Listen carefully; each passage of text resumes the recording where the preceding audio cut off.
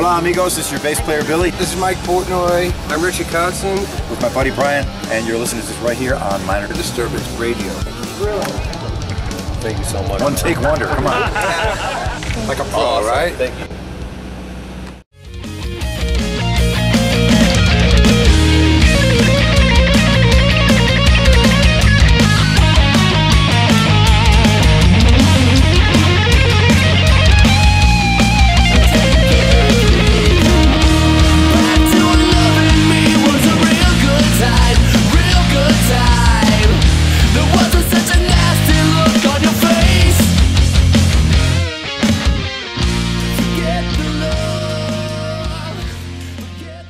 Welcome to episode 18 of Minor Disturbance Radio. I'm Brian. We got Travis here and Jeff Covert. Oh, yeah. And, well, Travis Williams. You got to say your last name. So, Yeah. You know. Well, I mean, Sounds Jeff Covert, but Everybody knows you as Travis, I guess. Jeff Covert, I mean, that kind of sounds like an alias. You know It what is. I mean? It is. Right? It is. It'd have been a lot cooler if it had been his show because it could have been Covert Operation. Covert Operations, that's right, man. I'm Travis Clandestine, and this is Jeff Covert. We flipped a coin and Brian won. With so. Brian Invisible. Yeah. So as you can see, we have a new set here. I have a new table and a nice backdrop back there in case you didn't know what you were watching. And that cost me a little bit of money. But hey, we're dedicated nice. here at Minor Disturbance Radio. High class operation. It is a high class operation. Although looking in the monitor here, now this is totally an inside joke for us, but it kind of looks like it says like diabetes or something back there. You know, like. God damn it, Travis. You know what's funny is everybody asks me, is Travis still doing the show? We love Travis. I love Travis. And they never fucking compliment me. No. Ever. No. Ever. They don't care about it. They don't care They're about you, man. This episode was awesome. Travis was hilarious. They're just mean, man. Yeah. People are just mean. Yeah. And I don't know why they would like me more than you. You're a fucking great storyteller. I don't know if it's liking more. I think it's people get into the maybe the avenue that you're taking. You're right. way in depth, and Yeah, people but- might be stoned when they're watching the show. Yeah. And it should be clear to anybody who views this show that I have never smoked marijuana in my entire life. I developed these skills of rambling on and on about nothing, independent of any influence from any chemicals, illicit or otherwise. I just thought I should get that out there. Good disclaimer. Yeah. I myself have smoked a lot of pot. You know what's funny is, you've already said on another episode that you've probably smoked your body weight Yeah. twice I know, right? in marijuana. Anyway, Minor Disturbance Radio, and I wanted to say I made a huge mistake a couple weeks ago. Huge mistake that I hope I never do again. I went to Rascals. Well, you saw the intro to the show. Right. That was the Winery Dogs. And I went to Rascals to see the Winery Dogs. And, I didn't really listen to any of their stuff before I went to see them. I was thinking they were going to be a show-off kind of band. Right. That just showed off their technical abilities. And after about half a first song of, you just kind of go, that's cool, let's go smoke. Yeah, exactly. Brain falls out of your head, right. But after the show, then I intensively listened to the CD. Oh. And about 4 days later, I was kicking myself in the ass for not listened to it rather before I went to see him live, because that album is absolutely stellar. It's good. It's all straight rock and roll. I mean, I wouldn't say straight rock and roll. There's a lot of variance in it, a lot of flavor, There's man. a lot of blues I pick out of it. Well, they show off sometimes, but it's just enough to make us musicians go, shit, right. like that. But hooks all over the place in that thing. I was really impressed by it, and I was so pissed that as I was watching later on on Facebook, people were posting some of their live stuff that they were obviously studied, right, and knew the material. I didn't. Yeah, right. Well, everybody's singing around you like they know the words and shit, and you're just like, yeah. As a matter of fact, my guitar player in my band, Jeff. He said, oh, that's nice, Brian. This is a cool song right here. I'm going to go and listen to this one. You're talking about Jeff Hazen. Yeah, Hazen. Okay, all right. So, yeah, I fucked up. So don't make that mistake. Have you ever done that? Yeah, so like going to see a band and like you don't know all the songs, or you know one song or whatever, so the whole time you're just waiting for it. And everybody's like around you getting into it, like this is my jam. And, you just can't get into it, man. You just start looking around just like, okay, I guess this is cool. I guess, what do I do with Right, this? because you can't really catch what's going on the first pass, especially live, because there's too much going on. It's overpowering. You got no point of reference. It's just like, in a certain way, and maybe even worse, worse than the first time you hear a CD. You know, like somebody play or somebody you don't even play it. Like somebody doesn't even play it with you and like try to be cool. We talked about that, like where they're trying to be cool and point shit out to you or whatever. This part coming up. Yeah, check this out, man. This is huge. This is huge. That's the moment right there. But no, like it's worse than that though, because then they're like standing right there and you're with a whole group of people that's all getting down on it and shit, and like you're trying to be part of it, but you can't be. Well, you're on the outside looking in. I'm a fan of Mike Portnoy. I mean, obviously, I've been a Dream Theater fan forever. And then, you know, when he was in Avenged Sevenfold, I was like, holy shit. Right. And Billy Sheehan, God, he's like a god. He really is, man. In the rock community. I mean, he's done everything. He's been everywhere. David Lee Roth with Steve Vai, obviously Absolutely. Mr. Big with Paul Gilbert. And so I got a chance to hang out with these guys a little bit. That's trippy. And right, and Richie Kotzens, I was kind of familiar with his abilities, but not really. Right. And man, his voice. Oh, he's a great singer. Good God. Yeah, he's a great singer. I couldn't believe it. When, you know, the first track when I put the CD in, I said, man, he sounds like what is it, Chris Cornell? Yep.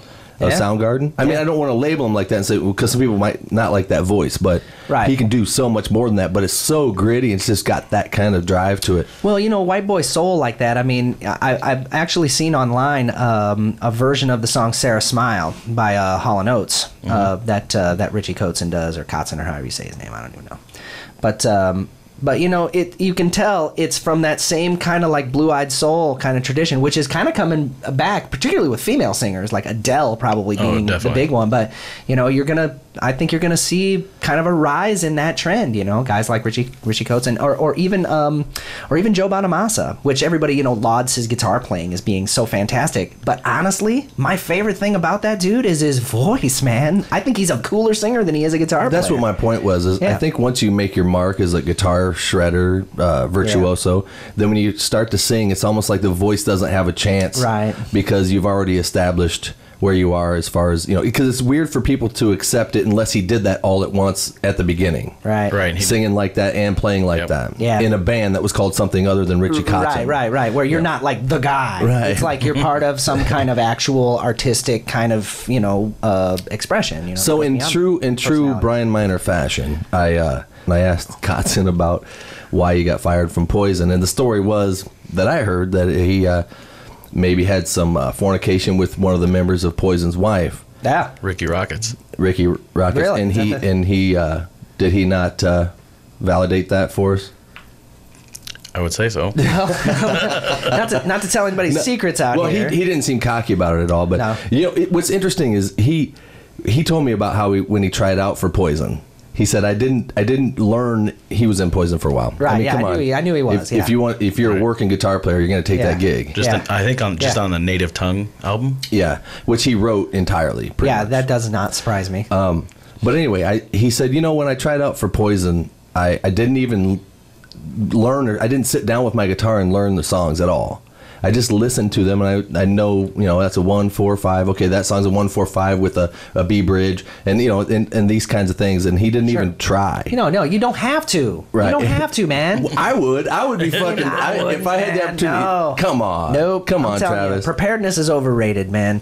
I personally think that, like, if you really want to rock out, you cannot treat it like you're studying to take the bar exam. Okay. You know what I mean? So he said he went to the rehearsal or the audition and he blew it. He said he just couldn't, you know, he thought he would have it nailed and he just forgot most of it. And Bret Michaels said, you know, you blew the audition. You got any originals, anything? What do you write like? Right. And he whipped out a few of his songs, I guess, like, that were on that, and he's like, you're hired. Yeah. So he got hired on his writing ability alone. They didn't care how he played Talk Dirty to Me. Because you know he's going to get it eventually. Right. Well, dude. But I mean, you have to know. You have to know. Yeah. Like, I don't know, man. Our songs are pretty tough. You know what I mean? Like, where are they going to go with that? Yeah. You know. So, and that was interesting to talk to him about that. And he seemed like a really, I mean, it's weird to see your heroes, you know, on 15th Street, Moline, where Rascals 15th or is? 16th, yeah.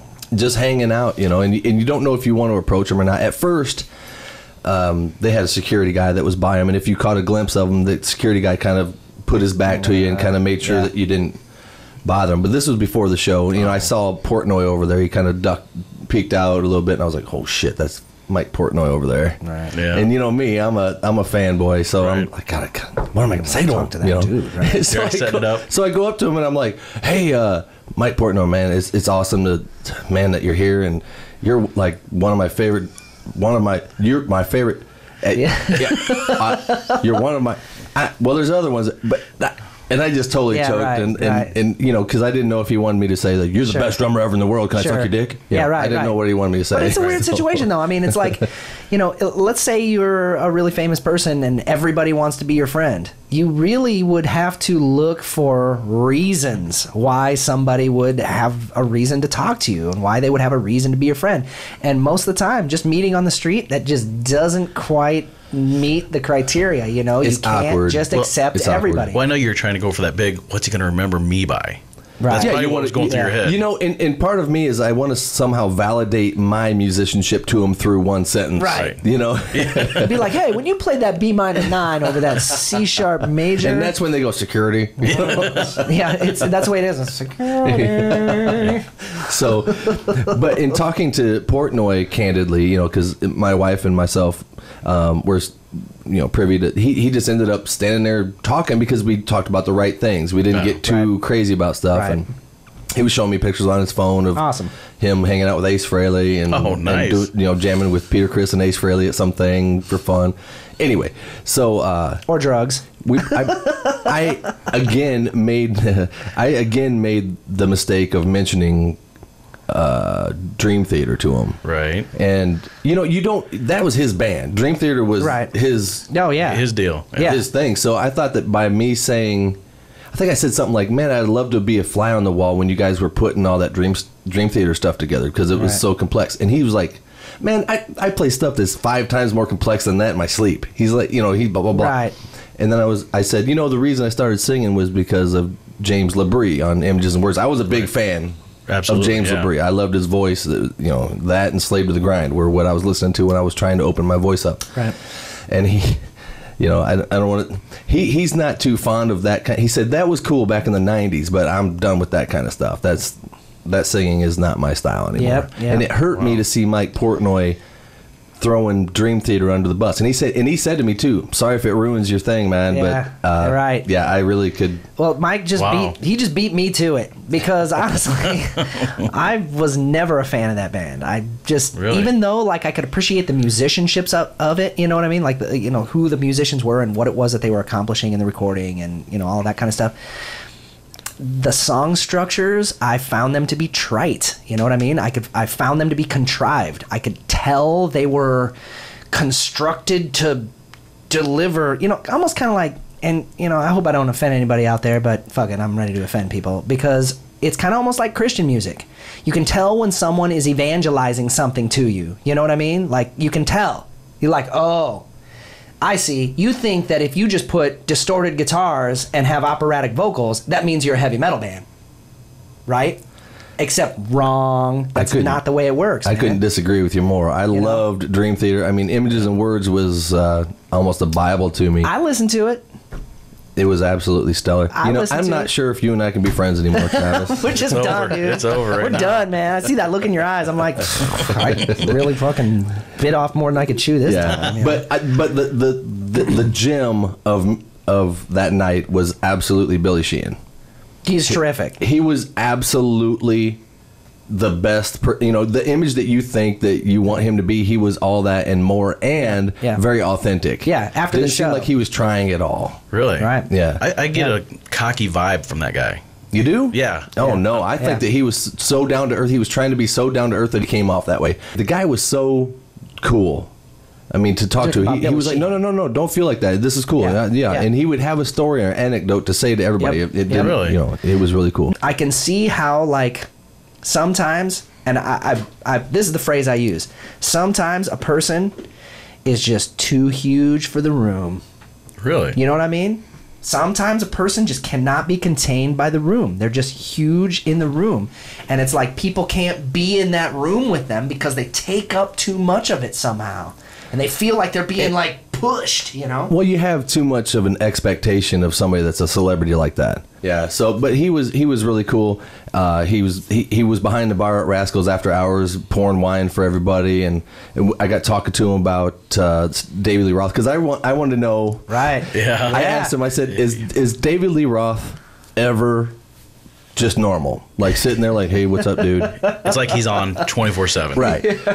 Or is he always like, hey, Diamond Dave, Yeah. all the time? You know, I know what you need. Yeah, is he ever just like, hey, what's up, Billy? You know, hey, yeah, I'm kind of a little bored.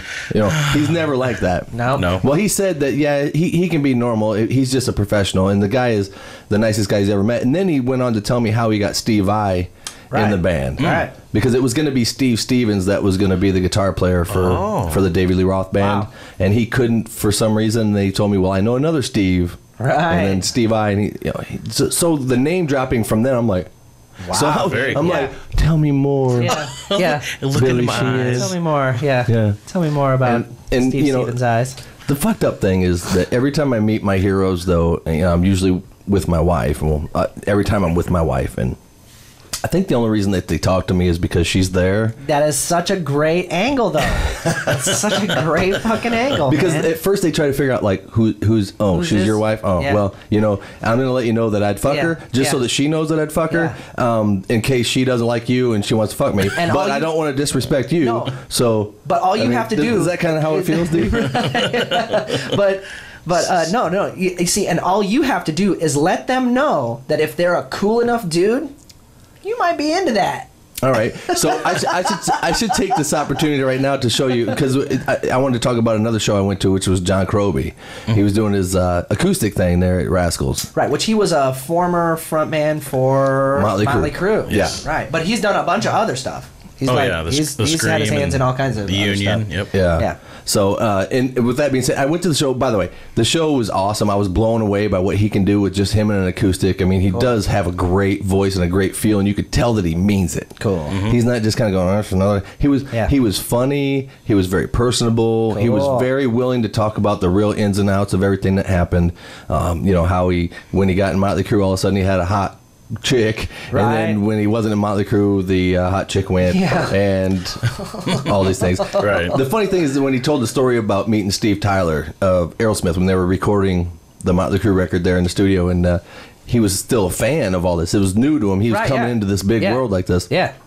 And he goes to the lobby, you know, where the common lobby is, where people go get coffee and things like this. And he's getting coffee, and Steven Tyler sees him, you know, he's like, hey, you know, and he's like that. He said Steven Tyler's like that all the time. Right. Yeah. Well, he goes, Like, what is it? yeah, he goes, he said, are you the one they're about to shoot out of a cannon?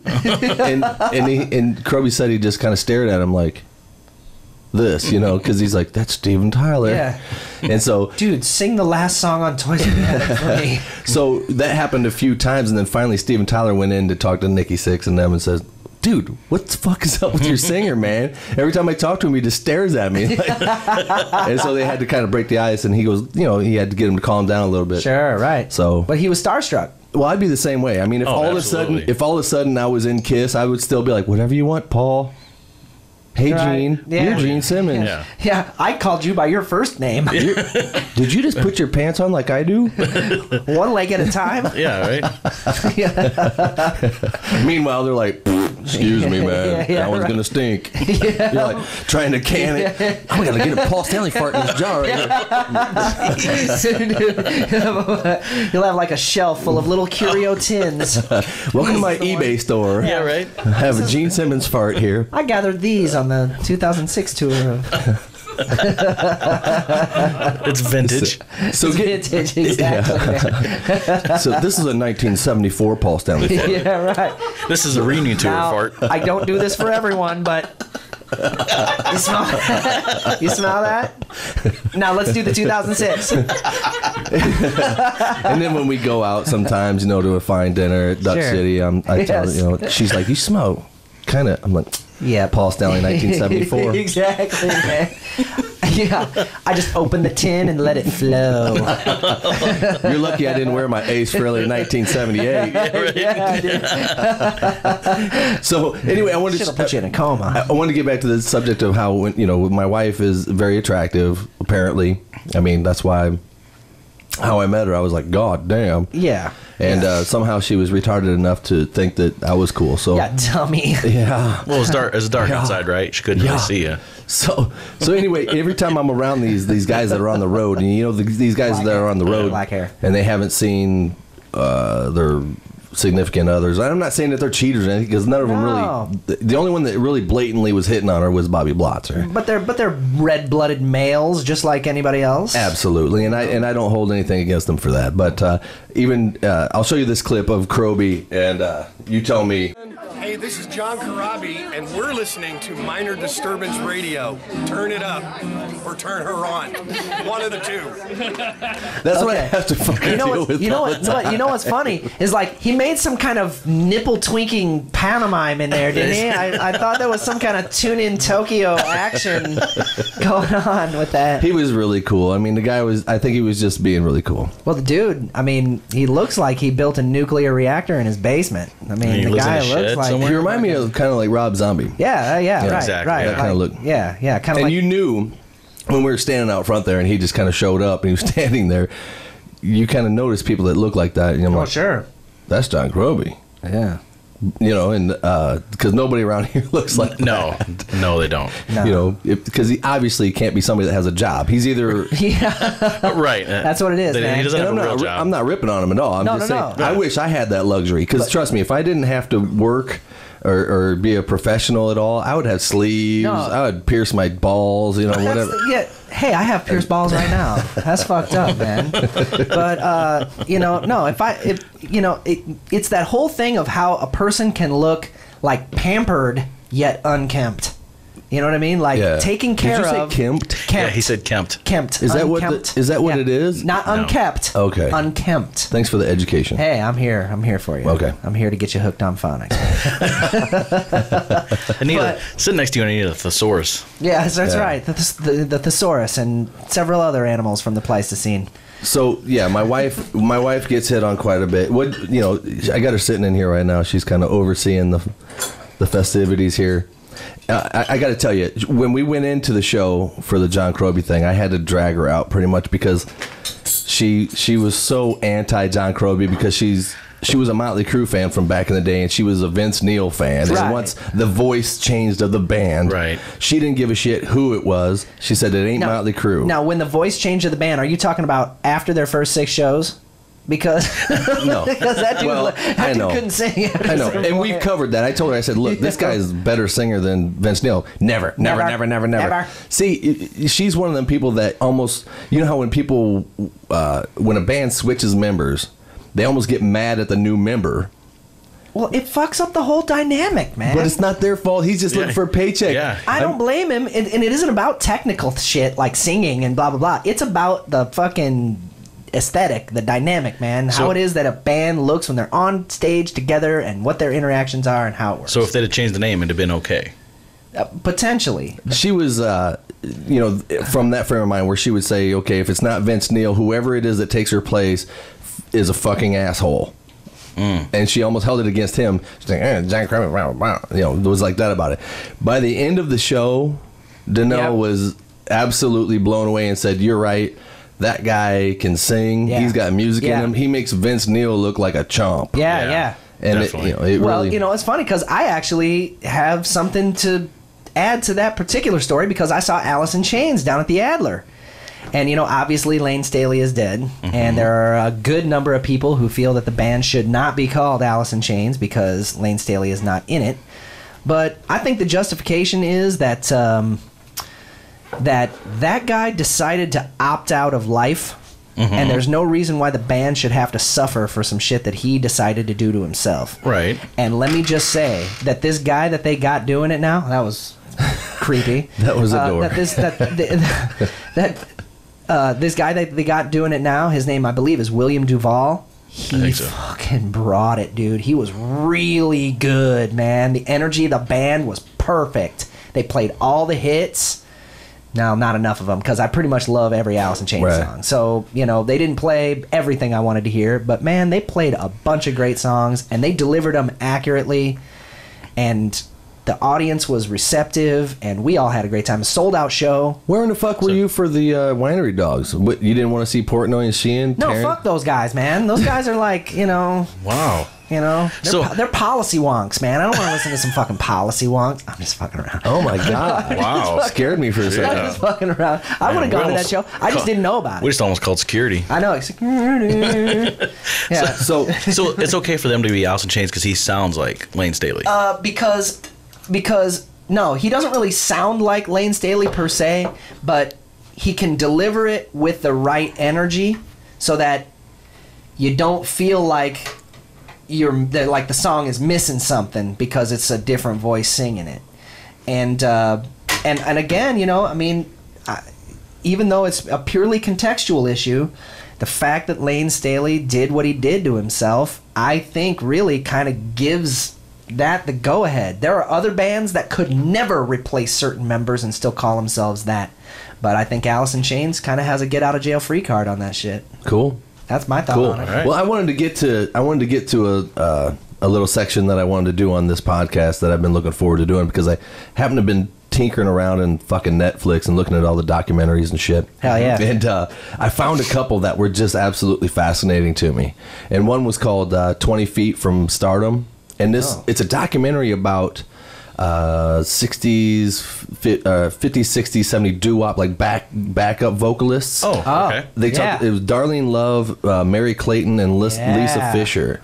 And for example, like the Darlene Love, she was hired by Phil Spector. Yep, right. A big producer back Sure. then. Yes. And totally fucked over by him because he would have her come in and do vocals for a song that somebody wrote and sing these songs, and then he would put it out through another band. She was a ghost singer, so it was for the Crystals, and the song was called "He's a Rebel" or whatever. Right. And she sang it, and she's like, "Good, I got this hit coming out." And then when the record came out, it said the Crystals. She Right. wasn't on it. Right. Just some other people. Right. So if you listen to the song now, it's her voice singing it. Yeah, she's singing it. Somebody else totally got the credit for it. Yeah, and by the way, that chick also plays the wife on Lethal Weapon. She's Danny Glover's wife. Oh, no shit. On Lethal Weapon. That's Really? funny. Anyway, so what was fascinating about this is in that time you could make a living being just a backup singer because most bands had your band and then there's like 3 chicks that were standing Right. back there at mics. Right. Like the Stones had them. Yeah, no, Motley Crue had 'em. Yeah. Yeah. Fucking Nasty Habits or nowadays. whatever. Yeah.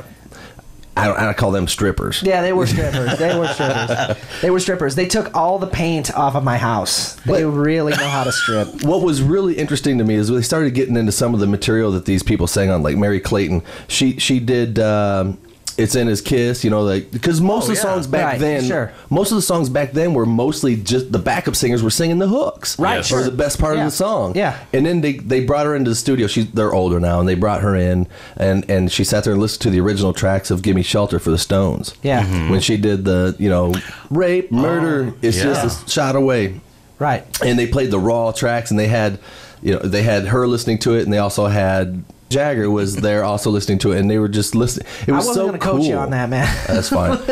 and it wasn't just about the singers. They were showing a lot of footage from back in the studios in that time and Right. how they recorded. Right. And the backup singers all sang together at one mic. Right, And they yeah. just fucking nail it. Oh yeah, amazing. They go, Like, you got the third, I'll take the fifth, and then we'll Yep. switch it. And it was so fascinating to watch it. I suggest that people check that one out. Say the name of that documentary again. It was 20 Feet from Stardom. 20 Feet from Stardom. And I guarantee if you're into music at all, 5 minutes into this thing, you'll be hooked. That's cool, man. Sounds very interesting. It's That's very cool. interesting. That's and cool. Yeah. So, and another one was what I wanted to tie into the whole replacement singer thing. Uh-huh. Is like they have one that's called "Journey, Don't Stop Believing," and it's the Right. story of Arnel Pineda. Is it Pineda? I'm not sure. I don't know his sounds name. The new singer that But came in. He's a little dude. Right. Well, he's Yeah. a little dude, but it tells the whole story of how he got in Journey Awesome. and how Neil Sean saw his video Karaoke or on whatever. YouTube. Yeah. It wasn't karaoke; it was with a full band. Oh, it was, and but- he was singing all kinds of metal songs, Boston, Awesome. and this kid smokes Yeah, Oh, right. at absolutely. singing. Right. And he was homeless as a kid. I mean, he grew up in Manila. Oh, the guy, is it Manila? Okay. Yeah, he poor, but he has this voice. Anyway, and believe it or not, that kid's 46 years old. Oh my God! No kidding. No Yeah. shit. So I was kind of thrown by that. I was like, I thought he was probably in his 20s. Yeah, me too. I thought he was a youngin. Yeah. But no, he's got it. But watching this documentary, it was very fascinating because there's a lot of backstage stuff with Neil Schon like coaching him, like he'd have a cold or something, and it's I think it's the keyboard player or the bass player, one of the guys in Journey, is coaching him, like doing his warm ups and stuff, and telling him, sing over your cold, you're fine, and they took the shot of the dressing room when he was walking into his dressing room, and it's not a dressing room like what I'm used to. I'm used to a closet, right? With maybe lucky if you've got a light bulb. Yeah. That, How am I supposed to put my mascara on when the shadows are on my face like this? This is bullshit. That's Brian Miner. That's my dressing room. That's what I'm used to. 1996. Anyway, he walks into his dressing room, and it's just interesting to see how the big machine operates. Right, Because yeah. let's be honest, they're playing to 40,000 people sometimes, Right. And and you can still see the excitement with these guys of knowing that they put that many butts in the seats. They're like, tonight's 40,000 people, guys. Yeah. They're still, they want to come see us. Yeah. And tomorrow night's going to be Yeah. the same thing. Yep. Don't They're stop not believing. just- they're- Don't yeah, stop believing. They're not going, yeah, well, we got sold out show. I can't wait for this tour to be Yeah, over. no, they're not like Right. the Eagles. Yeah, they still want the product to be there. Yeah. And Yeah. this kid has to nail it. Yep. If you're going to take Steve Perry's place and you're going to sound like him, Yeah. You got to do it have just right. to fucking Album cuts. nail it. Yeah. Album cuts. Right. It's got to destroy. Right. And so, and anyway, they pan through this dressing room, and he walks in, and the camera's already in there, and showing him come in, and there's a big vaporizer. It's like a humidifier. You can see the vapors coming out of Right. these things. So they're keeping it really humid in there for him. Leather couches everywhere, and then it kind of panned across of his like mirror and his little concessions there that he had. Yep. And I noticed that he had a whole bunch of like throat stuff. Oh, He had- right. and I froze it. Right. And I took a picture of it with my phone. I was like, God, See, we I got to see what these things are. Chloroseptic, and we got fucking I can tell you what it Ricola, was. and we got No, it was vocal zone tablets. Vocal Zone. Some sort of alcohol throat coat. Okay. Not alcohol like Jack Daniels. Right, yeah. That would be that would be a Don Dawkins. That's a dressing Don room. Dawkins dressing room. But no, it was some sort of nasal cleaning alcohol that he Right. cleanses. Anyway, and another thing I noticed was, and I then that day ordered Oh, of course. was Entertainer's Secret. Entertainer's Secret. He had 2 fucking bottles of this sitting there, and I'm like, oh hell yeah! And I got on the internet immediately and bought 2 bottles of that because Entertainer's you should- Secret. Have you tried it yet? I have not. I'm going to try it tomorrow night when I play with Dive Bomb because I've heard that So you're going to to try it before you actually play live, not just try it and see how it feels. no, I'm What if just it going messes to you I'm up? just going to slam it down my throat right before I go on stage and see what happens. I heard that. I heard it tastes like black licorice. Oh no, this actually says it's apple, honey apple flavor. That's the other flavor. Yeah. It's like a package of nerds. Yeah, I guess like so. One flavor Okay. on one side and Yeah. one flavor on the other side. So, anyway, I thought I'd try this shit because I understand what it's like to be a vocalist and have your throat dry up on you on stage. Yeah. Maybe because you're smoking too much cigarettes or you're drinking too much whiskey or whatever the fuck it Yeah. is. But, Yeah. it's worth giving a shot because I talked to the guy that makes the shit. Oh, you did? Yeah, and he said Went right to the top. that's what it's for. It's to keep your vocal cords completely coated and wet feeling all the time. So I'm going to give it a shot. Yeah. So just like And I'll this, let like you know the Yeah, next. let me know how it I'll let works. you know the next podcast Because, if it helped I at all. actually declined the idea of having my band play before Dive Bomb tomorrow. If it was possible. I didn't know if it was. Absolutely, it would have been. Yeah, one of my band members was saying. And I declined doing it because I've been getting over the flu and my range is fucked. I can't sing high notes. Well. Entertainer's Secret. That's what this is for. And I Sing also, over your flu, Travis. and I Sing also over bought, your flu. I bought everything he had on the table. Really? Yeah, I did. Wow. Because, well, just in case. No, It doesn't I did. surprise me. Not Dude, that's everything. the big machine, dude. That's the big machine throat Not coat. everything. Right Not there. everything. Boom. I have the throat coat. I've got the vocal zone. And that you can only get that in Great Britain, by the way. It'll be here Really? like next year. Really? Yeah. And then this stuff. So I'm going to give it a shot. I tried the vocal ease before, and people Yeah. just kind of laugh at me like, Why do you need to do that? A real rock and roller won't have to do that. Oh, yeah, motherfucker? Well, if you have to sing what I have to sing, you'd be doing all kinds of shit to your throat because you need every bit of your range and everything to be open. And I'm not singing AC/DC shit. Right. You know what I mean? I'm singing shit that you have to open up and actually sing. Yeah, whatever, porn star. Some of us need a fluffer. Yeah, and I'm 41 years old, and sometimes, you know... Well, like I said, that dude for Journey, 40,000 people. He's going through it all. That's right, man. He's got to do it, too. Yeah. You would think that he would be on top of what the best solutions were. You know? Absolutely. I'm with that. Listen, if Journey singer... The guy that has to be better than Journey singer has this shit in his dressing room. Yeah, I'm gonna give it a shot. Which, by the way, you know, I don't know. I actually saw an article saying that Steve Perry performed at a small club for the first time did you watch in like 25 years. Did you watch it? And everybody left. It was horrible. No. Yeah, it was horrible. Yeah. And everybody was commenting, "Oh, he's so awesome still. I can't believe he can still do it." I'm like, "Are you deaf?" Yeah, right. Yeah. First of all, it was all way tuned down. Really? Mm-hmm. You know, like, so now I come to you. Really? That low? Yes. Yep. Damn. And I'm thinking, well, these people either can't hear or they're just so in love with the fact that he's saying that they don't want to give him any bad vibes. I mean, listen. Why do you think the dude went into hiding? Why did he go into hiding? Why did he go into hiding? He couldn't live up to what he had done before. I had heard that it was something to do with he didn't like the whole fame thing and just kind of got tired of it. I mean, listen, they went through a bit. They went 10 times platinum on the Escape record or whatever the fuck that was. Right. Yeah. Hit after hit after hit after hit and constant. Like I think they said they toured for like 6 years. Oh my fucking on that God. thing. So yeah, what would you do? Yeah, I might just be a hermit in the mountains. Yeah, and then the next record just kind of goes, and you just kind of go, yeah, fuck this. Yep, I'm done. I'm gonna go live on my 100,000 acre. I'm gonna eat a shitload of macaroni and cheese and just hang out. Yeah, which that's what it looks like Steve Perry did. Yeah. So I don't know. I thought that was pretty interesting. The documentary is really cool, and to see. And I'm always game for a good documentary if it's done right, man. Me too, man. Yes, I mean, I go on YouTube and I will just actually just type in documentary and just see what's there. And a lot of times there's good stuff, man. Absolutely. You watch it for free. Use the use the Wi-Fi at work. Yeah. On your break, right? Oh yeah, of course. So I put up a post on Facebook about we're doing episode 18 if there's any subjects that you want us to cover, and we actually got some pretty good feedback. So I kind of want to go to that now. Let's do the listeners questions or subjects choice. or whatever. Right. Listeners choice. Let's check it out. The first question or comment was from Shannon Choning, who is absolutely one of our top listeners. This guy, I'm telling you, man, he loves this show and he lets me know all the time. That's and I mean, as a matter of fact, he did a video for me of watching MDR and he took a video of him watching the video. Yeah, let me show you. Oh, all right, you gotta be kidding me. Let's show it. So what kind of? Let me see if I can find. I know I put it in. Okay.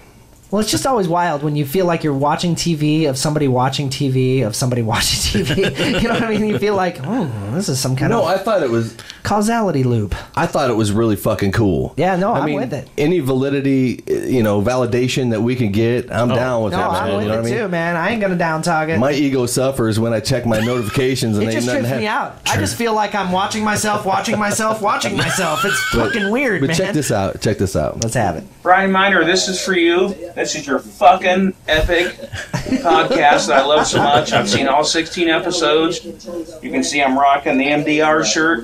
Keep it up, dude. I like it. And I'll see you soon. Awesome. That's dude, badass. does that not rock? That's cool. That rocks ass, man. That's fucking cool, man. And so he got the shirt. What? Yeah, he sent me that. I don't even have the fucking shirt. Where's he from? Well, you can have one. I can have a shirt. $15, man. Oh, okay. Well, let me go. Let me go get my wallet. That's kind of like That's kind of like, hey, man, anybody want some pizza? Well, has anybody got any money? Fuck you, man. So and just I don't want to get too off subject, but Shannon also had put up a beer chug challenge on his page, and I fucked up because then I put out. I said, hey.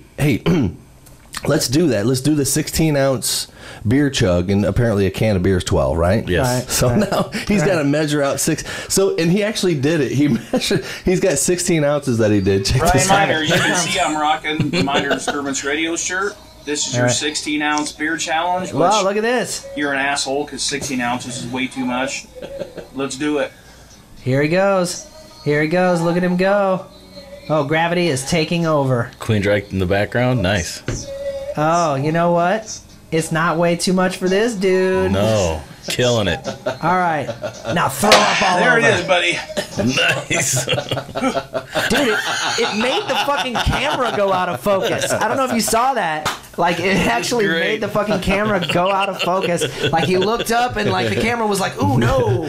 So what we were Way to saying, go, Shannon. What I Way was- to go, Nice. Shannon. what I was Hot trying to shit, do, what I dude. was trying to do is I actually want to do a beer chug contest, see who can chug beer the fastest. And I know I have Of a- us? Well, I don't know if we can get in on it or not, but I know that my cousin Dustin Miner, who is in 9th Street Memory, 9th Street Memory. Right. is a ninja at chugging beer. I have seen a couple of his on Well, there. he's figured out the whole open up your throat and suck it in thing. I guess, man. Yeah. It just looks like he just pours it. Yeah, yeah. Really? Yeah. It's, So- it's the way it's been explained to me. I have not perfected the technique, but the way it's been explained to me is if you can do that thing where you like draw in air, Like you know, that. like to make yourself burp. Okay. If you know how to do that move with You your can do diaphragm, that. you can just suck the beer down using Right. that Wow. same move. Man. So I guess we can kind of do that challenge. If you want to make a video of yourself chugging 12 Yeah. ounces of beer in a glass, 12 ounces. 12 Out a of- can, out of a one mug. So now, one can what of happened beer. to 16 ounces? Well, fuck. I guess I didn't know what a can of beer was. because I then just- we can I test typed it people's wrong. ability to chug and measure. He's lucky I didn't say 36 Yeah, right. because I just said something like No, he did it. He did 22 and a quarter. No, he did it the old-fashioned way, man. Yeah. He swallowed every sip, man. Yeah, I and mean, it doesn't matter. I mean, I just, if you want to send me a video, send it to brianminer73@gmail.com, and I'll line them all up so that when the lips hit the glass, Oh. then that's when it starts. Right. So if you want to join the Minor Disturbance beer chug contest, Shannon Choning started the challenge. Let's see if anybody's interested in doing it. I don't know, man. All right. Well, good luck out there, everybody. Because that's fucking. So anyway, to get And to then, the no, and then after you do that, then you have to try to have some kind of a lucid conversation with somebody afterward while you're fucking hammered. That is what the contest that I want to see. Man. Yeah. That's the contest I want to check out. So he asks, he said, I would like to know what you think of Steel Panther. Oh.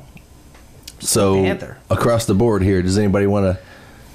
Well, I mean, I think my initial reaction when I think about Steel Panther is that to me it's the right level of humor that hair metal should have always had. You know what I mean? Like to me, the fact that any of these guys ever took it as seriously as they did, and maybe they even didn't. The marketing people, the people that put things out as if it was like this super, whatever, we're awesome, like serious music. I think they missed the boat, man. Steel Panther is the ones that actually figured it out. You know what I mean? They actually figured out how to have the right level of, humor Jeff? along with it. I love it. I think it's funny. I love watching all the videos on YouTube. And like I said, I wonder how serious they took themselves. Like Ralph was in, Michael Starr, the singer, was in LA Guns. Right. Was in Atomic Punks, a David Lee Roth cover band. Was he always like that? Or did they get together and just kind of start developing? That's what I would like to know. Because they did only just play covers to start with. Yeah. So when did this whole thing... Right, when they were rock the school. whole, yeah. Yeah. And when did this whole act take hold? And we're not breaking character. I'd like to find out that from them. But I love it. I love the whole act. I love the songs. I'm with it too, man. First of all, Steel Panther, for those who don't know, is a 80s tribute type band. They're not just a tribute, they're a show. I mean, they're an act. They're very funny on stage. All their songs are very funny. There's not anything too serious about them. But the only thing serious maybe is their commitment to making it so that the songs are actually structured in the way that those 80s songs were. At first, some of the material was actually built to sound like another 80s song, to where it would sound like Down parody. Boys, Right. or it would, it was almost like that. But they didn't 100% go that way. It was like you could tell what they were doing. Right. Oh, this is supposed to sound like Down Boys, Yeah. or this is supposed to Live sound on like a Prayer. Yeah, Living on a Prayer or something like Right. that. But now they're just fucking. I'm telling you, if these guys would have been out in the early '90s or whatever, they'd have been my favorite fucking band in the world. Sure, dude. Oh yeah. For sure. And let me tell you, I'm in an 80s tribute band. Okay, and when I go to bed at night and I dream of, man, what band do I want to start? That's the fucking pinnacle right there. Yeah, You're right. not going to be able to touch that. Right. They are doing it, and they're doing it better than anybody else can or ever will be able to. Well, kind of- And I'm telling you, that's the pinnacle. You can't fucking touch that. We were looking for it then, though. We were like when you said, like, man, if they had been around in the early, they would be my favorite band. Like, there were bands that kind of knew it at that time, but they just didn't. It hadn't quite been the right time. Like, did you ever listen to the band Scatterbrain? Yes. Which Scatterbrain had the album Here Comes Trouble. And Don't call me dude. Don't call me dude, man. That's fucking hilarious, man. And Down with the Ship. Down with the Great. Ship. Fantastic, man. Like, and now the thing that was different was that they weren't necessarily trying to make songs in the style of 80s hair metal. Like, they hadn't been far enough removed from it in order to be able to apply that humor. But it was like damn close to that sort of Yes. thing, Like, these dudes were really gifted. The guitar tones would switch to 1,000 different sounds in every song, and it was like hair metal cartoon music, man. It was Yeah. marvelous. All right, so we're going to need a timer on these things. Okay. I like doing this. I like doing when All right. listeners All right. have us talk about something. But Right, we should too probably long. get like something that's like A minute. ding. Right. We could make the whole rest of the podcast Sure, like that. sure. Okay, so let's have another. And of course, Jacob Gregory, the singer for the Continuance, and also what's a Kronos Kronos Resistor? Resistor with Billy Gardner. And Yeah. they're playing tonight. Yeah, Kronos Resistor is? Thanks, asshole. Because here we are. Oh, Continuance is playing tonight. Yeah. Yeah. Who's fuck, good? dude. We're metal as fuck. We just don't go out and see bands. I got to clear that up right now. The thing is I'm married and I have 2 kids. I'm in a band and I do a podcast. Right. My life is spread out so far that if I wanted to throw in going and see a band on the weekend, boy, it's hell to pay because with the babysitters and shit like that. So I just got to make a disclaimer. I mean, I feel really bad that I can't get out and support a lot of stuff sometimes, but goddamn it, I'm supporting it here on the show. That's right. And that should be enough. Whatever. Adult shit, dude. You're lame now. Now you're lame. Hey, I still, I try to keep a presence. This is as close to support as I get to, man. I say that totally tongue in cheek because I'm in this exact same boat, man. And that's kind of what the club we are. I talked to a friend of mine that said, I think that your audience is mostly guys that are around in your age that kind of just like talking about the hate, golden, I was gonna say how they can't leave the house. They love talking about how they can't fucking do anything. So anyway, Jacob Gregory, of course, has like a 2-part, question with a subcategory, and then like Jacob's a fucking intellectual. That's the point. But he wants us to. He said, worst show stories, best show stories, both performed at or shows watched. Oh. Wow. So shit, man. That's that gets us all in there, though. That's brilliantly worded. Yeah. I'm assuming that he means what's our favorite show that we've played, right, or we've seen, and our worst show that we've ever played or have seen. Well, I think you and I, we really should probably speak from the point of playing shows. I can tell you my guys could worst. do both. I can tell you my worst gig ever in my life. Let's have it. If that's what he's asking. Let's have it. Cheese pizza in Papa. It was a bar in Papa, and I was in Cheese Pizza for a short stint, and we played this town that had 50 people in it at tops, Right. and like 49 of them were my age and couldn't go out. so I'm in this band where I'm dressed like a nerd. I got my nerd hat on and my plaid pants and the shirt that's too tight with my fat rolls hanging out, looking stupid as fuck, high water pants, because that was kind of the thing. You had to Right. do your thing in that band. And are we cool? Yep, we're good. And Lee dresses like a girl, and everybody's dressed up as crazy over the top disco music and shit. And we come out to play, and there's 2 bartenders standing there, and like 2 dudes in overall farmer dudes drinking past Blue Ribbon and going, Fuck. "You fucking faggots!" You know what I mean? And we had to play the whole fucking. Yep. Oh my god. So that was the worst gig I ever played. That's the worst gig you ever Wow. played. What's the best gig you ever played? Oh my God, that's hard to say. It's really hard to say. You know, when people ask me that, so many things flash in my head, and I think of that, and I go, no, but this one was cooler because of this. Right. There's Right. so many things. Probably my favorite gig that I've ever played would have to be a gig with Drop Hammer. Yeah. You know, maybe not the iWireless thing because there wasn't anybody there at that. You know, we were on it like The chair warehouse. Yeah. Right. Yeah. Pretty much, Wow, man. this is like working at Han. Yeah. How does this happen? Yeah. My mom. I thought I heard. A peanut butter and jelly sandwich for you. You know, for the experience, that was one of my favorite gigs. Just the experience of being on a big show like that and being backstage. Sure. And that. But original shows where it's just us headlining, like at the Pigpen. I think one of my favorite shows was probably at the Pigpen, where we packed it with our own fans. You know, 1152 and Continuous and all these bands, they're doing that now, and they're getting a following. And man, I totally understand what that feels like. That's right. That inertia that they've got going. I've been in that position before and loved it, and I know how that feels. And man, it really sucks when it starts to go away. Yeah, that is lame. So that's where I'm at now. Is all I can do is just kind of vicariously get that energy from these guys that are doing it still. You know. Sure. All right, I got my worst gig. Worst gig that I've ever played was with Mommy's Little Monster. We were playing down at the captain's table, which is down right on the river, and it was shadfly night. And of course, when you're playing guitar, you don't have a hand free to try to brush these disgusting insects away from your face, which, by the way, are so fragile that when you brush them, their bodies literally explode all over your hand. Even if you just mildly swipe them out of the air, you know, get away. Oh, Yep. right? They were in my mouth. They were on my guitar. I was like head down the whole time, like just, you know, like a baby that didn't want to eat, you know, peas or whatever. Strained carrots. Yeah. Strained carrots. And Did any get in your mouth? It was, they were in my mouth. Yeah. They were fucking on my guitar. They were under my hands. They When were you got home, you opened your exploded all guitar over me. case. They were in your It was guitar nasty. case. Dead. Fuck yeah, dude. It's bad, man. So that's probably the worst gig I ever played. The only upside of that was that the captain's table that night had prime rib, and I was able to go inside and eat prime rib for free. And let me just say, I ate the fuck out of it. Okay, so that's my worst gig. Best gig ever? I actually didn't think it was the best gig ever, but now people have told me about this gig that I'm thinking to myself, you know, that was kind of a special gig. You might have been there for it. It was when Marianas played down at Mixers.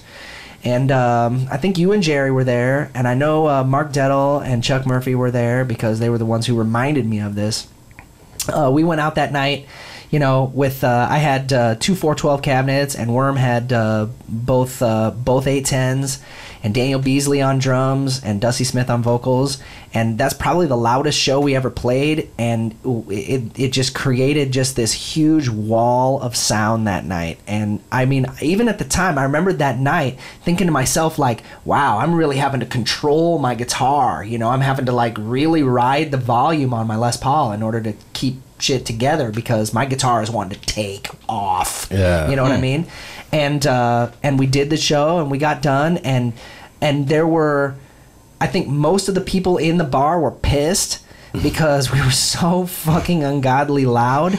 But at the same time, man, I could tell that there was something about the vibe of the people who stayed in for it that they were just like, yes. Yeah. That is it right there. That's rock and roll. That's where you're just brazen before the authority of the fucking sound man who wants to tell you, hey, I can't control your shit. Yeah? Well, cool. Because this shit cannot be controlled. You know what I mean? Like that's what you think. You know what I mean? Yeah, the brakes are off, man. So I'm thinking that's probably my best memory with Marianas. So cool, man. Yep. And Jeff, you don't probably have a show that you can speak of other than the one that you do in your living room sometimes. That's all I do. I do my rock poses. Tell me if you've ever had something on and you just struck, you're like, fuck it, I'm gonna jump up on the couch and I'm gonna jump off and try to do the splits, land on my knee and hit a high note. I've never done the splits. Maybe not. Well, split your pants, or whatever. He did. He did do it once. He said that. He was like, "No, I've never done that, but I did try to jump off the couch, broke my leg, and then called 911." Right. That's when I realized the hardwood was lava. So anyway. So best show then. Best show I worst, probably- and worst show. Start with the worst show. Oh, worst show. Like, boo! Marianas at Mixers. That's what I was going to say. I was trying to be nice, but yeah, by the way, you guys were like loud. Terrible band. It was totally No, inarticulate. probably one of the worst shows I've probably seen was Great White down in Monmouth. Oh. It was just bad. Now, this I was- don't know if you guys opened up. I don't remember. Was this post Rhode Island? Yeah, Yes. yeah. Yeah. We did open that show. Yeah. I don't know, just the sound was off and it was just horrible. I thought it'd be a nice little club there, and had seen somebody else there before them. Well, It that good, was but- Great White broke into some like There's freeform two. blues jam. Yeah. And just kind of went off for 45 minutes. They and just doing, stopped playing their songs. or yeah, whatever? and just went into some freeform blues Yeah. jam thing, and everybody was like, "You gonna play fucking Once Bitten, Twice Yeah, Shy yet, exactly. or Yeah. what? What the fuck's going on?" Yeah, it we was wanna weird. know about. Yeah. It was just weird. Probably the best show I've seen on a large scale was probably any of the Maiden shows I've seen. I mean, at the top of my list. But one thing I actually did see that was really cool, I think it was the first Pigstock. It was Quiet Riot, Tora Tora. Quiet Riot? Really? Yeah, yeah. Wow. And I think it might have been. Wow. There was another band on the bill, and I can't think of who it was. Because I saw Great White at one of the pig stocks, but I think they were just straight up headlining. I mean, And there they wasn't and they another were band. later on. This was the first one. Ended up going inside, and the dudes from Tora Tora were jamming with some local band, whoever was playing inside, Sure. and the air had went out, and it was hotter and all get out. Yeah. But it was just cool. They were just playing some old blue stuff. I had no But it was- idea what they were playing. But it was probably like It was Chris Avey. You know what I mean? It was Like- one of these classic moments. It was Yeah. just, it was cool. Really I good, really huh? dug it. That's yeah. fantastic. And so the next question was from my drummer in Dive Bomb, Matt Finn, who is Matt a Finn. phenomenal fucking drummer, by Yeah, the way. yeah. You enjoying working with Matt And, Finn? and a great guy too. Yeah, he's he good seemed like cool good dude. I'd dude. like to. You need to introduce me to him. at Very some fun point. to be Hi, around. Matt Finn. Yeah. If you're watching this, someday I'll meet you if Brian's ever fucking cool enough to introduce us. I want to have him on the show again, but we never get anywhere somehow. He'll be like, "Yeah, man, I started playing drums, and then like, do I have a booger in my nose? Because like Yeah. sometimes Yeah, no. when I get a booger, No. Easily distracted. Yeah, he's I'll very rein easily him in by distracted. making him talk about everything else. You know, But that's what I love about him. I was at a bar with him, and when the first night that I went out with him, I told my wife, I was like, "Look, this new drummer, he's a nice guy. He's a dad. He's married, and everything is cool." And we were at this bar and at the Rusty Nail.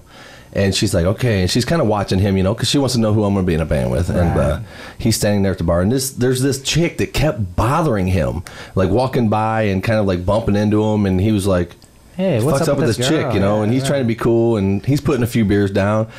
And finally, she comes up to him like, hi, blah, blah, blah. I was talking to him. And I'm just kind of looking away. I'm like, shit. What's he going to do? And out of the on the side of me here, I overhear him going, oh, that's cool, man. You ever shit in a hammock? To this chick, and I about spit my beer out, and I'm like, D, did you? He just fucking. That girl was like, hi, my name's blah blah, and he was like, that's cool, man. You ever shit in a hammock? And I was like, where'd you come up with that? No, And that's he's a like, I great don't know. line. It was just the first thing that came to my mind. I was fucking just trying great to line, dude. just That see, is great. just get rid of her. Yeah.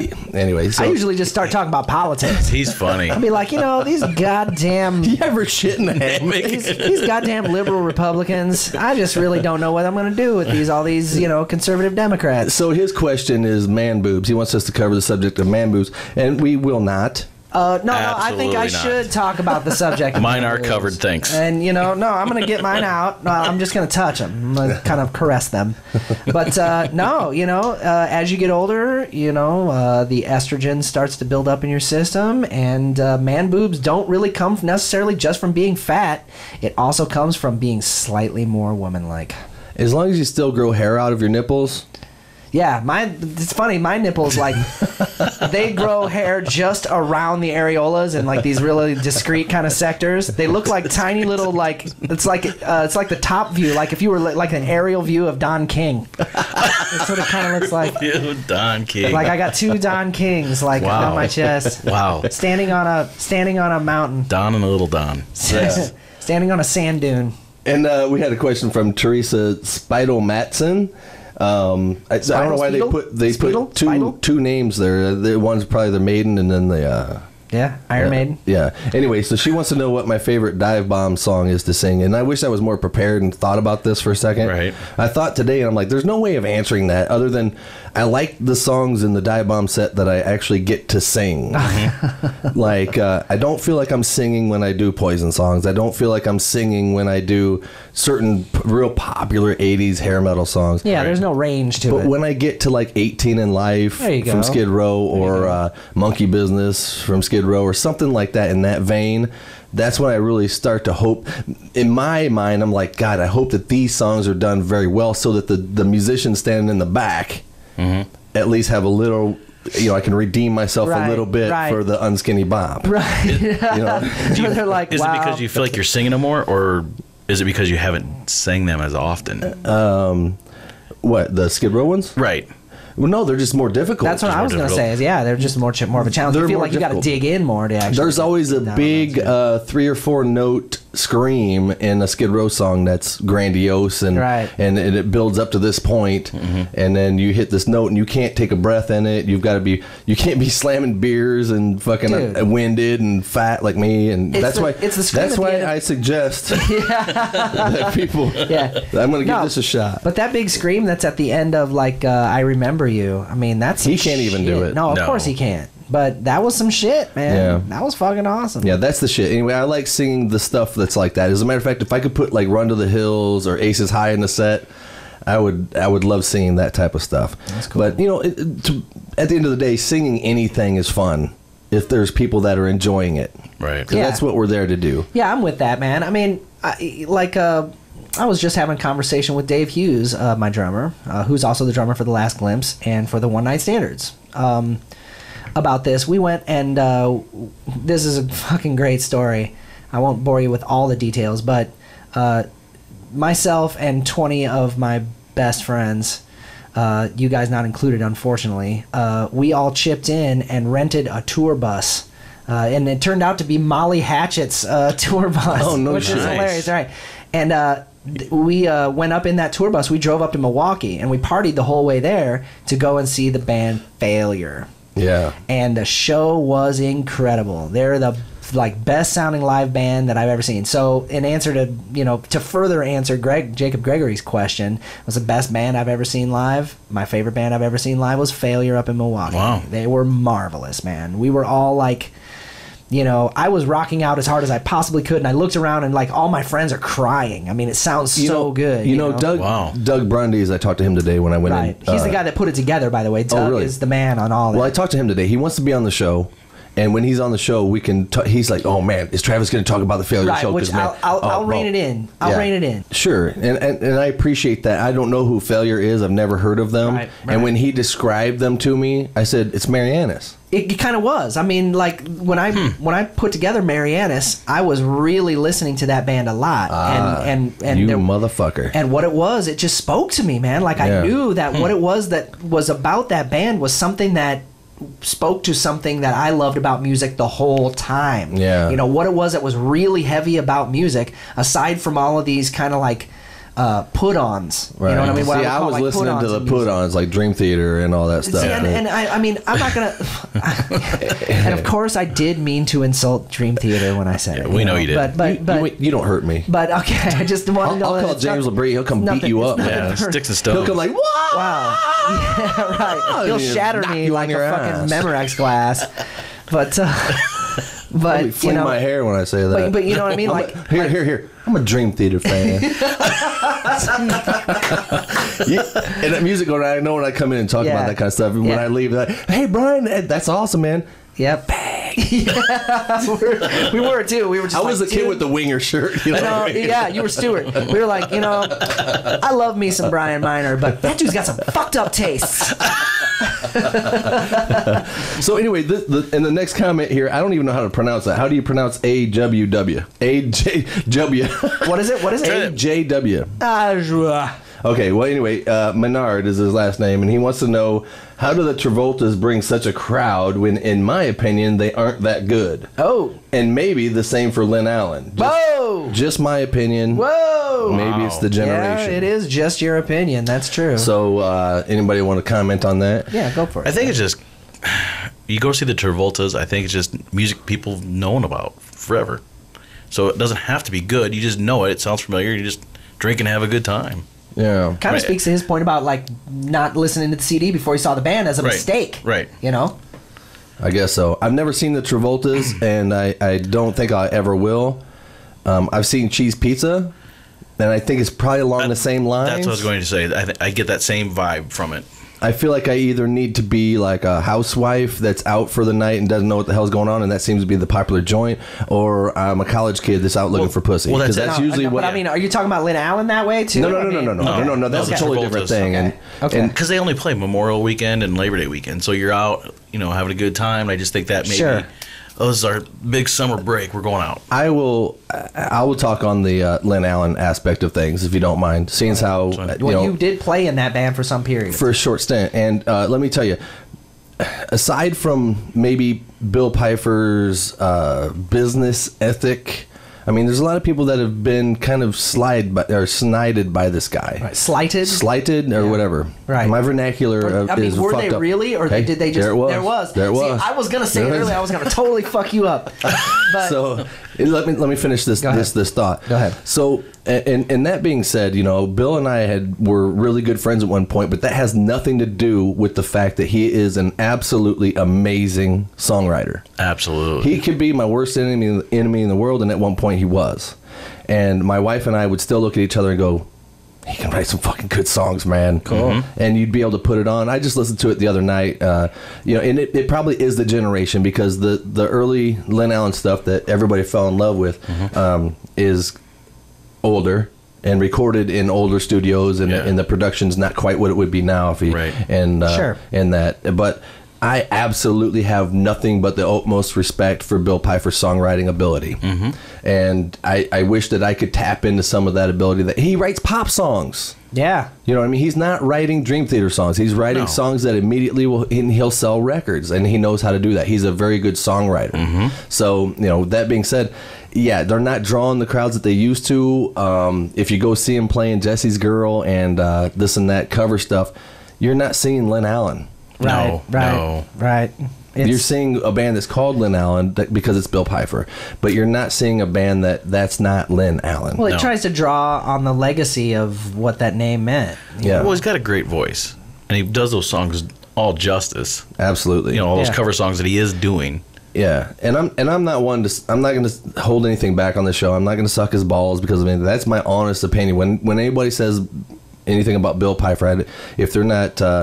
If they're dissing him or saying Lynn Allen sucks or whatever they say, I say you're absolutely wrong, because the Lynn Allen that is really Lynn Allen that did what they did and left the mark that they did was a very stellar machine. It was very professional. I mean, you tell me another band that had a record out.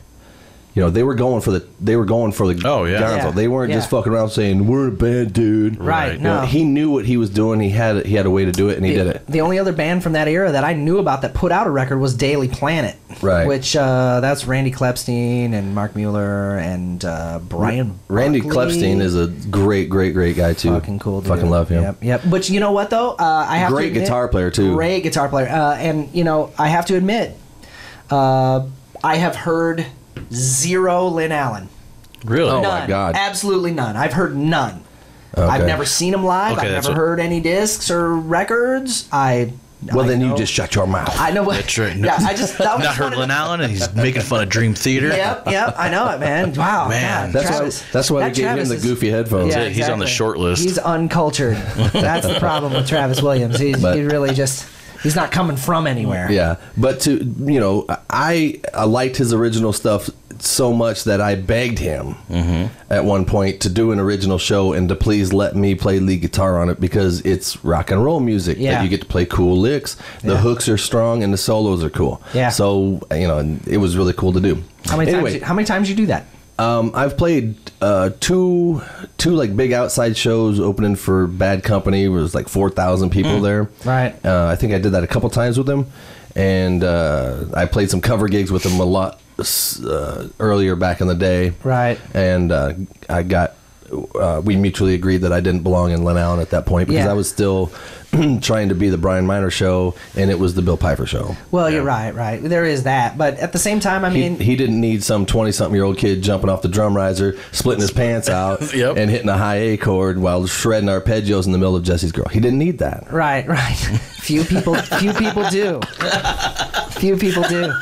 But I thought that was my I'm in Lynn Allen, dude. Right. I thought he would want me to fucking tear it up. Yeah, no. So, No, and you know, I part of me thinks though that part of it is just that you never, up to a certain point, you never were a cover guy, man. You just never were, and I never was either. And I tried to put on that suit and tried to wear those clothes, and I just can't do it, man. I can do it with my 80s tribute band because I feel like it's singing, no. that's where my voice fits the best, Yeah. and it's an avenue. I don't have to go out and play 4 sets of 45 minutes and Right. try to do all the dance stuff. We've got 35 songs that we can choose from the 80s era that were popular, and we have to Right. tell bars like, look, dude, we fucking have 3 hours at tops. Right. You know, unless you want us to dig into some shit that you don't want to hear. You're right. So anyway, as far as saying that, you know, Lynn Allen sucks or anything like that, I don't agree with that. But everybody has their opinion. Sure. Oh, yeah. But I have no idea about the Travoltas. I could care less. So I've seen 'em. So to bring this conversation back, I'll be honest. I got to take a piss, and while we take a piss, let's watch some. We watching you do Jesse's Girl? No. Okay. Let's watch some ravers dancing to Benny Hill. Oh, Sweet, dude. this never gets old.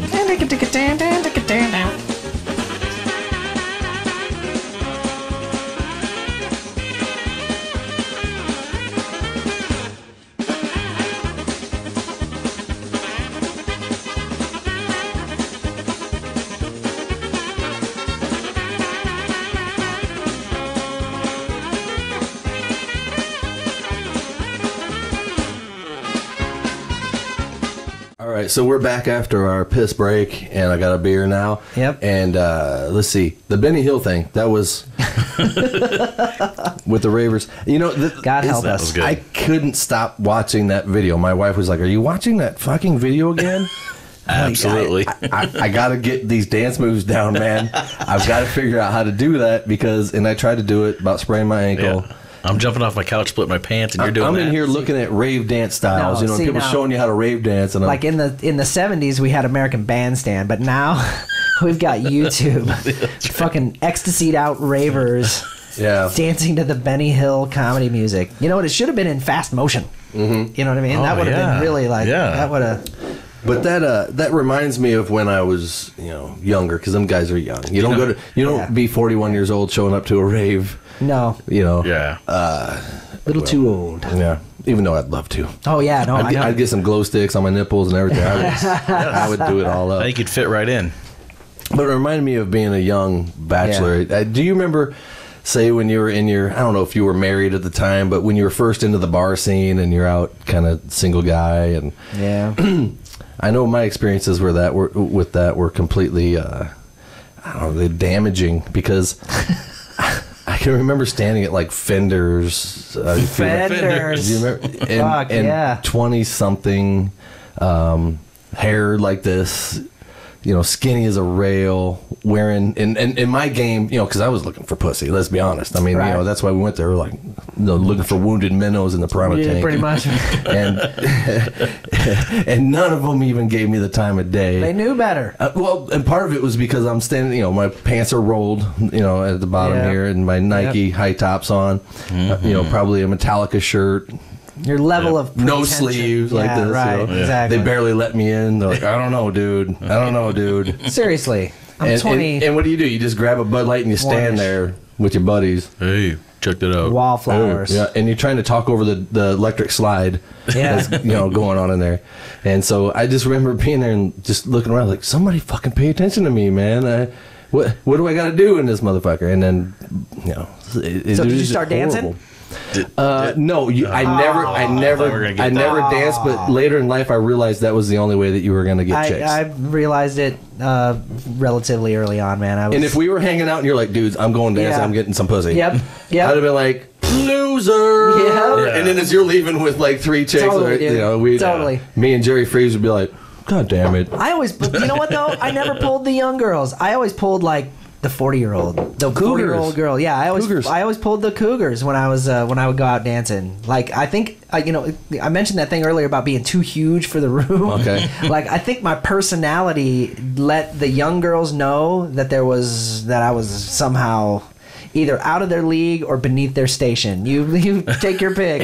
You know what I mean? And then on top of it, if I were to actually get a girl at that point, where in the fuck was I going to take her? Right, dude. Let's see, because I like I said, I clean carpet for a living. I have a carpet cleaning company, and I clean a lot of places. And I've been a couple weeks ago. I was in a bachelor pad, and we're talking bachelor pad to the point where they have like the weight bench in the living room. Yep. Yes. Yep. The Scarface poster on the wall, and no furniture other than that pizza box on the weight bench with coats hanging on it because they don't actually use it until right before they go out. Right. All right, let's go. Stinks, just nasty, and it just got me thinking of you bring them home. If you'd have brought a chick back to that, if you'd have got the chick, that this hot chick, that's all right, let's go back to your place, and you brought her into this shit. Yep. No, here's the point. If she's not grossed out and wants to leave immediately, you don't want to fuck her. You don't want to do anything with her. Yeah. That's the point, man. I mean, and so it reminded. I got thinking. I was like, well, I have an artifact from my bachelor days that has been.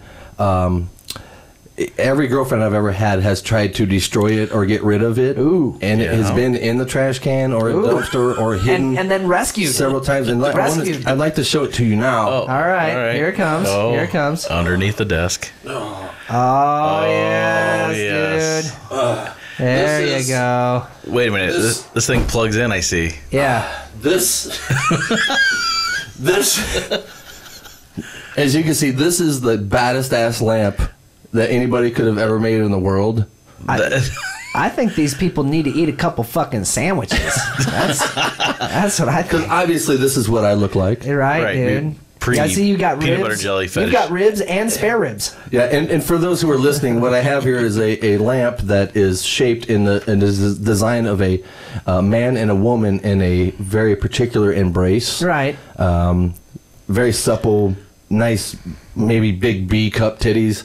And, I thought it was a great lamp. It was very romantic looking. Apparently, no girls dug this at all. And what I want to know is, was it like a road rash motorcycle accident? Let me explain. Okay, all right. Okay, All right. when I bought my bedroom set back then from fucking who knows who for $300 particle board, it came with the headboard with the mirrors on it and the little places to put your weed and your dildos, right? The doors and stuff. Yep. And I bought that, and on the truck they had this sitting there. And there seemed to be a light, like, what? Yeah, right. And it was damaged. And what happened was they broke it in transit trying to deliver it to somebody else, and they could not deliver it. And I said, that's a badass lamp. Yeah. And they said, you want it? I was like, abso-fucking-lutely. And I took it, and apparently, like I said, this has been picked out of the garbage at least 5 times. It's a major award. As a matter of fact, my wife, I had to dig this out of my garage behind the refrigerator to show this to our friends. But anyway, that's all right. She'll fight you for it in the divorce. It ain't going nowhere. This is mine. Anyway, I thought I'd share that with everybody. That's nice, man. Yep. Right. I like the fact that they're like holding up the Olympic flame. I know, right? Notice it doesn't have a shade on it. It's just you just stick like a red light bulb in it. It's party time. Exactly. Hey, if that don't get them horny, man, those chicks are just not even worth going after. You know what I'm saying? You know what I'm saying. Yeah. So that's awful, man. Anyway, I thought that this was a really fun podcast, and sometimes when we don't have guests, we get to just do silly shit like this, and I really look forward to doing these kinds of shows, as well as having guests on. Yeah. But I want to thank everybody for tuning in to MDR. Please comment. Like our shit. Click on the fucking video. It's hard. Well, if you're watching, you've already clicked on it, so it's hard. Right. Yeah, right. That's preemptive. Yeah, right. There's some kind of causality problem with what you're talking about there. I don't mean to get into time. distortions, but So anyway, temporal problems. we really love doing this shit, and if you want to be on the show, call me up, let me know. We've got a lot of people that want to be on the show. I just didn't want to I wanted to get back to the roots of what Minor Disturbance is, so that we can completely go off the tracks, and if people still listen to that and dig that, then they'll dig anything that we do. And also, I don't know if people like the talk more, if they want to hear music. We didn't play one video. I think I think what they want more than anything is for me to tell you how dumb your music is. Well, we could get into that. Yeah. I still have cooler hair than both of you motherfuckers. You do, man. Yeah. You got hair. You know? Yeah, like hair. It doesn't have to be cooler just because it's hair. That's what I'm saying. It's hair. Yeah. So anyway, we had a really good time doing the episode, and thank you for watching, and we'll be back with Minor Disturbance episode 19. Yeah. See you soon, guys. See ya. Sexy. Dude, you are good at this shit. I'm turn this off. I gotta hand it to you, Feedback killed Brian. me. You got the right idea, pal. We'll say that on the air. No, I don't want to give them the impression that I like you.